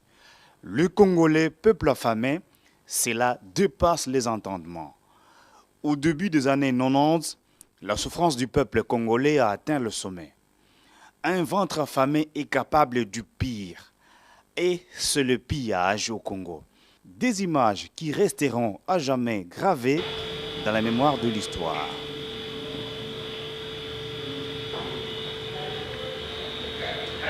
Lundi 23 septembre, quelque part dans Kinshasa.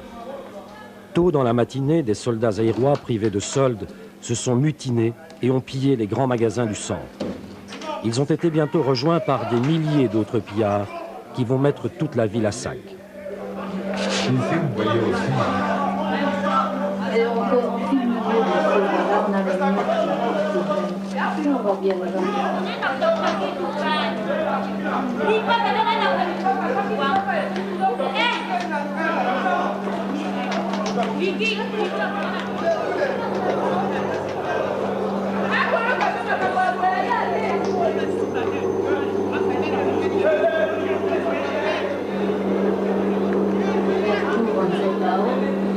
Interdit. Je le laisse partir.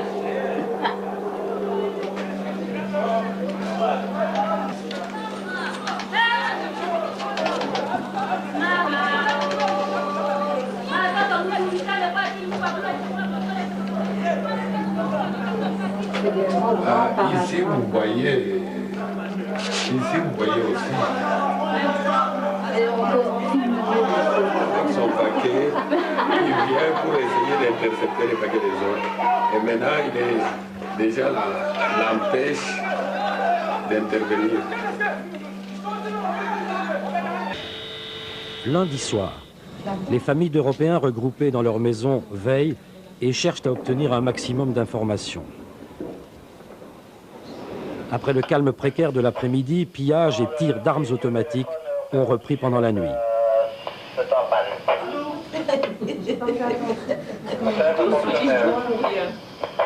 It's 34577. 34577. Qui avait vu que serait entré dans les bureaux HLTRAP maintenant. Qui s'est occupé au bureau HLTRAP maintenant. À toi. La rapidité avec laquelle il vide un magasin, c'est inimaginable. Et tout le monde entre là-dedans, les flics les premiers. Hein, c'est incroyable.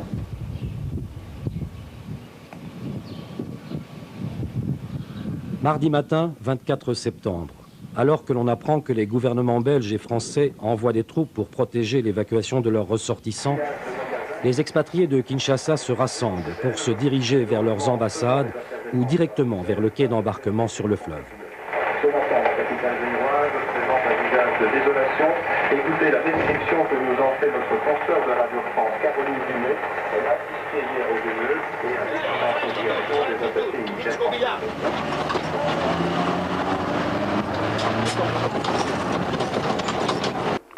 Depuis hier, lundi 23 septembre 1991, la ville de Kinshasa vit une situation d'agitation jamais observée dans la capitale depuis l'accession de notre pays à l'indépendance. Partie des revendications d'ordre salarial exprimées par certains éléments des forces armées zaïroises, de la garnison de Kinshasa, le mouvement a fini par prendre les allures d'une véritable insurrection, entraînant dans son sillage des actions de pillage, de vandalisme, de destruction massive, allant jusqu'à paralyser la vie dans la capitale. Plus grave encore, ces actions viennent de détruire pour longtemps les infrastructures économiques, industrielles et commerciales de la ville de Kinshasa. À ce jour, il n'existe plus de stock ni en denrées alimentaires, ni en produits pharmaceutiques, ni en fournitures scolaires, ni en pièces de rechange, ni en produits manufacturés.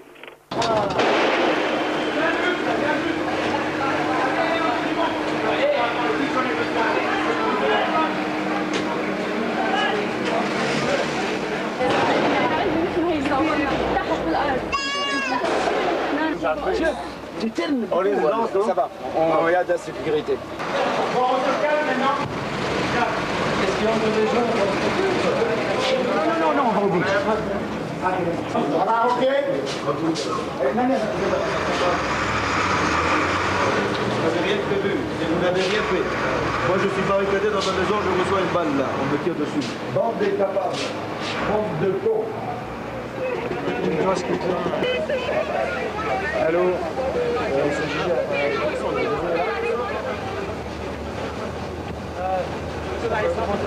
Dans la matinée de mardi, les premiers parachutistes français débarquent et prennent rapidement le contrôle de tous les points stratégiques. Peu ou pas de combat, mais une victime, vous allez le voir, un para-français tué par balle. Soyez les bienvenus.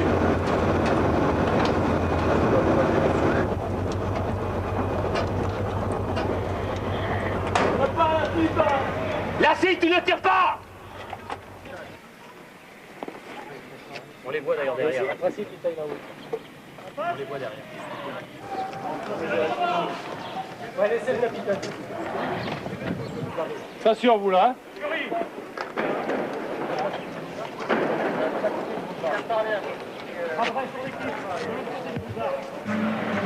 Et les Américains encore derrière. La pompe du colonial. File-moi une canne de cadet. Voiture qui arrive. Attention! Attention là-bas, le mec.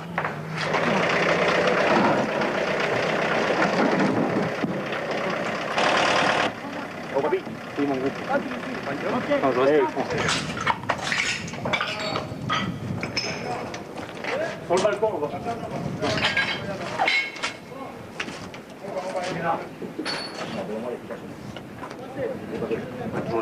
Bon, c'est bon? Bon, s'ils pouvaient prendre ma campagne.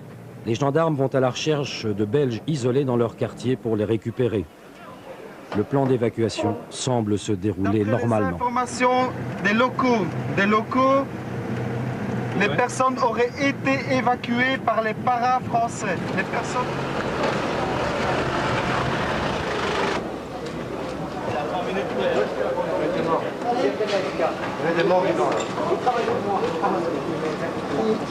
Nos femmes, elles se trouvent là, il n'y a plus rien. C'est incroyable. Vraiment. Qu'est-ce qui se passait? Mais ils attaquent les baraques avec des armes automatiques. La dernière fois, ils étaient une trentaine et ils étaient décidés à nous tuer. On leur a dit qu'on avait déjà donné tout l'argent, mais ils ne nous croyaient pas. Et ils ont forcé la maison, ils ont tout pillé, ils ont tout saccagé. C'était terrible. À plusieurs reprises, Ils ont voulu me tuer, moi. Bon, on était en dessous de la paillote. Et on est resté calme, on a dit, le plus important c'est notre vie. Alors, on est sauvés. Il ne faut pas réagir, c'est la seule chose qu'il faut faire, il ne faut pas réagir. Hein?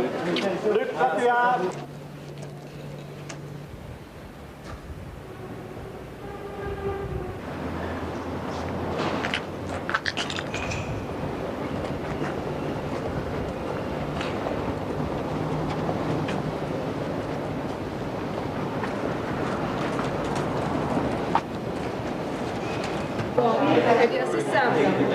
Tout ça, c'était organisé d'avance. C'était prévu d'avance. Hein?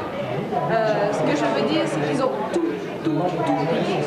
Tout pillé, maison par maison. Hein? Ils ont tout liquidé, jusqu'aux tuiles de maison. Hein? Il y a certaines sociétés vidées. Tout vidé. Select. Tous les grands magasins. Select. Shopping. GD. Tout est parti. C'est eu des gens qui ont été molestés. Des gens ont été battus parce qu'ils n'allaient pas assez vite pour donner leurs biens. Ils cherchaient des devises, ils cherchaient de l'argent, ils cherchaient tout. Tout est bon. Les congélateurs, les vidéos, tout. Même si c'est pas mangeable, c'est pas grave. C'est la même chose, c'est bon. On prend.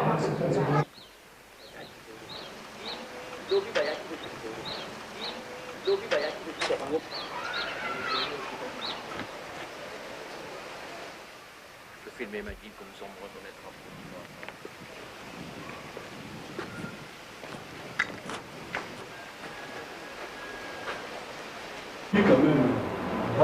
Des blessés aérois ont été acheminés dans les hôpitaux de la capitale.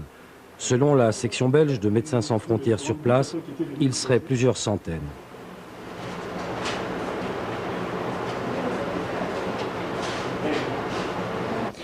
Eh bien, je pense que d'après les informations qu'on a pu recueillir dans les différents hôpitaux et puis auprès des habitants eux-mêmes, il devrait y avoir certainement plusieurs centaines de blessés. Les hôpitaux eux-mêmes en ont accueilli probablement 2 à 300. Beaucoup de gens sont encore isolés chez eux, sans moyen de transport. Et nous allons d'ailleurs essayer d'organiser un service d'ambulance pour que ces gens puissent atteindre les hôpitaux. Alors la situation dans les hôpitaux est elle-même véritablement catastrophique. Les moyens, ces hôpitaux manquent de tout en général. Les patients, les malades sont traités avec les moyens du bord. Et donc là aussi, nous essayons de faire parvenir d'urgence du matériel chirurgical, des pansements, des fils de suture, enfin tout le matériel nécessaire pour traiter ces patients. Alors quant au nombre de morts, c'est difficile à estimer, certainement quelques dizaines, peut-être plus, mais peut-être plus d'une centaine, mais en tout cas certainement quelques dizaines. Des civils, des militaires, des Aïrois, des Français, des étrangers? Eh bien, bon, essentiellement des Aïrois, et alors des civils et des militaires, hein, c'est très mélangé. Il y a à la fois les deux qui se retrouvent dans les services d'urgence des hôpitaux. Il y a eu beaucoup de morts et de blessés par balles. Il y a eu aussi beaucoup de morts par électrocution au moment des pillages, beaucoup de civils, d'enfants qui se sont électrocutés. Et voilà donc un peu le bilan général qu'on peut faire maintenant.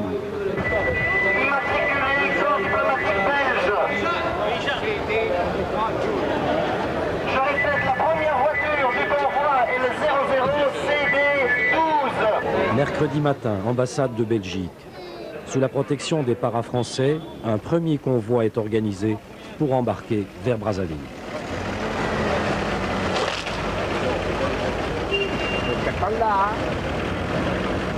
Oh, il est dedans. Belle livre.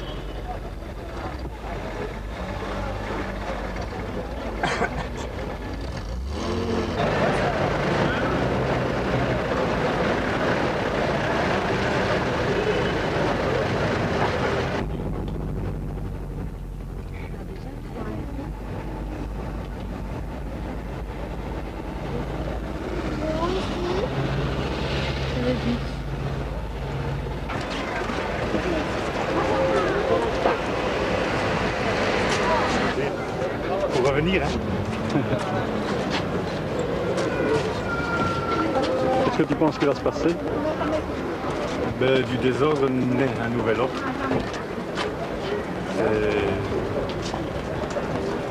Il doit repartir à zéro, mais il y aura autre chose.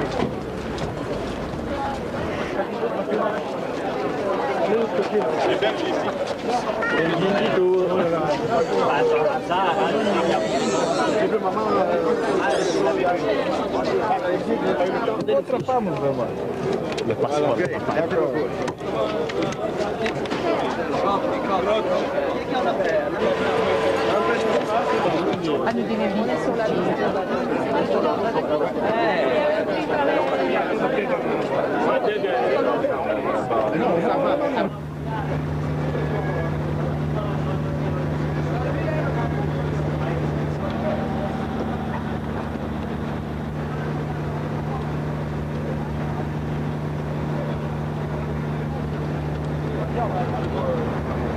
Ja, lieve Leute.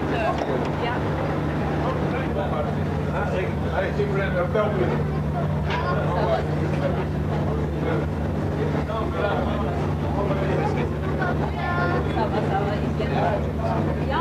En envoyant encore un. Bien sûr, mais on est allé. Où est-ce que ta maman? Où est-ce que ta maman? Ah, c'est fini, calmement. On est allé chercher les autres.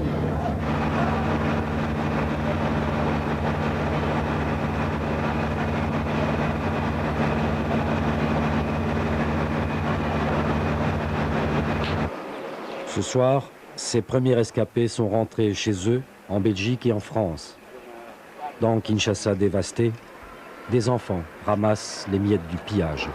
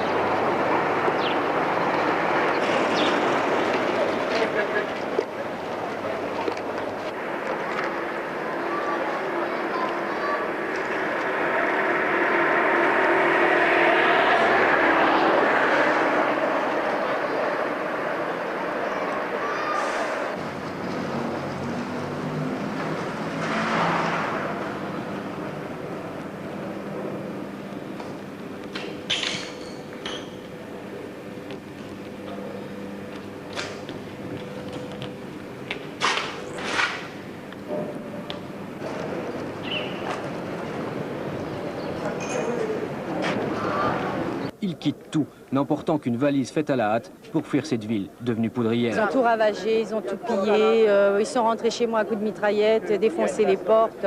On a eu très très peur. C'est du jamais vu. Jamais, même les gens qui sont là depuis 1960, avant l'indépendance, il ne s'est jamais passé une chose pareille. On a tiré ce matin encore? Oui, bien sûr, et ça continue encore. Dans certains quartiers, ça repart. Partout où l'armée n'est plus, disons pour faire évacuer les gens, ça recommence, ça continue, ils vont tout raser. Je sais pas, ça brûle là-bas ce qu'ils font, j'en sais rien.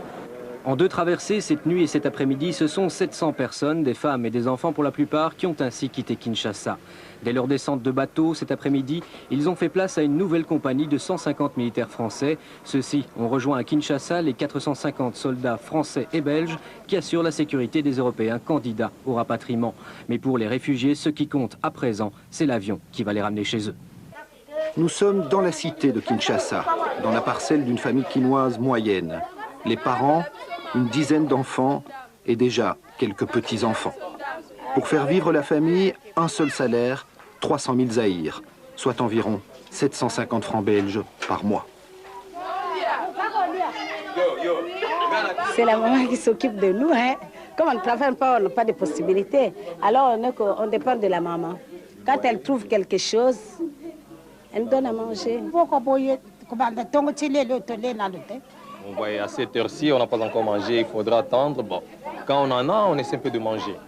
Et de toutes les façons, on a trouvé une stratégie, on mange une fois par jour, ça va. En tout cas, au début, quand on était encore des enfants, c'était bien. Et maintenant, quand on avait atteint 15 ans, 16 ans, 18 ans, ça commençait à s'empirer. Et maintenant, c'est difficile. Le seul luxe que peuvent encore se payer les Quinois, c'est l'insouciance. Comme ces enfants, heureux de leurs vacances prolongées, ils ne vont plus à l'école. La rentrée des classes est trop chère cette année.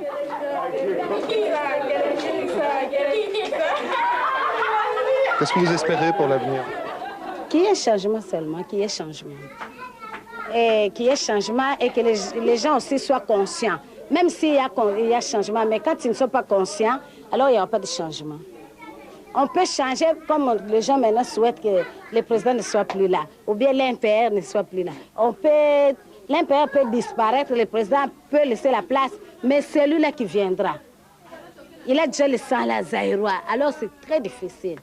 Alors on demande seulement au bon Dieu qu'il nous aide.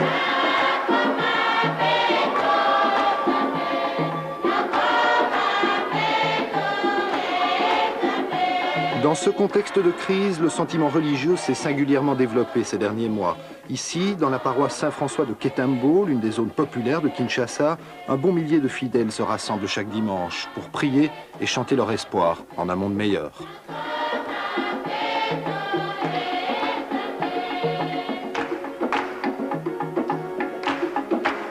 Les différentes églises du Zaïre tentent de canaliser le mécontentement des fidèles et de pousser leurs revendications tout en maintenant le calme.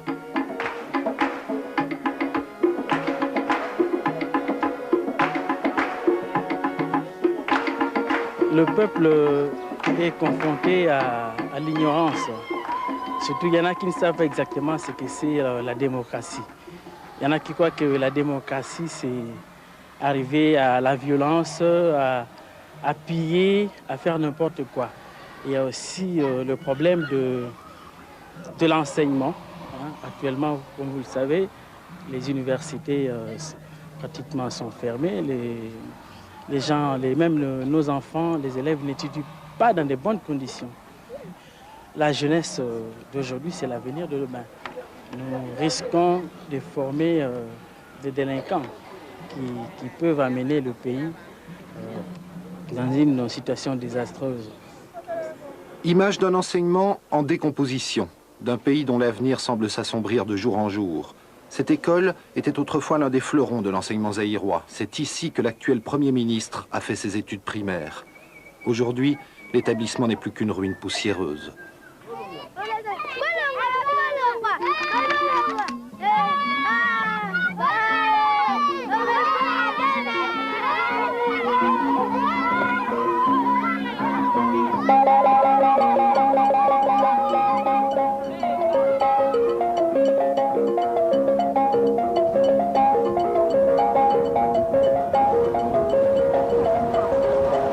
travers tout le Zaïre, la crise omniprésente.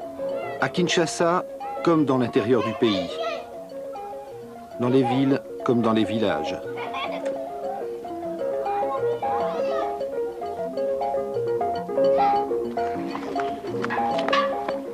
Partout et par tous, c'est la même rengaine. Les plaintes de ce chef coutumier du Bas-Zaïre sont sensiblement pareilles aux lamentations des Kinois. Bambongo, biloko malamu, mbambongo malamu, kudia kulwata malamu, sikoyo pam. La situation sanitaire est particulièrement critique. Ce dispensaire, tenu par un infirmier, est le seul centre de soins pour la vingtaine de villages aux alentours. Manque de médecins, manque de médicaments, manque d'argent. Beaucoup de gens qui n'ont pas la possibilité de se dans les médicaments, surtout. Ils ne peuvent pas se soigner parce qu'il manque l'argent. Comment ils peuvent se soigner? Au dispensaire, partout, on demande l'argent avant d'être soigné. S'il n'a pas l'argent, il n'y a pas moyen de se faire soigner. S'il a l'argent, il paye ça. S'il n'en a pas, il va se débrouiller pour avoir l'argent.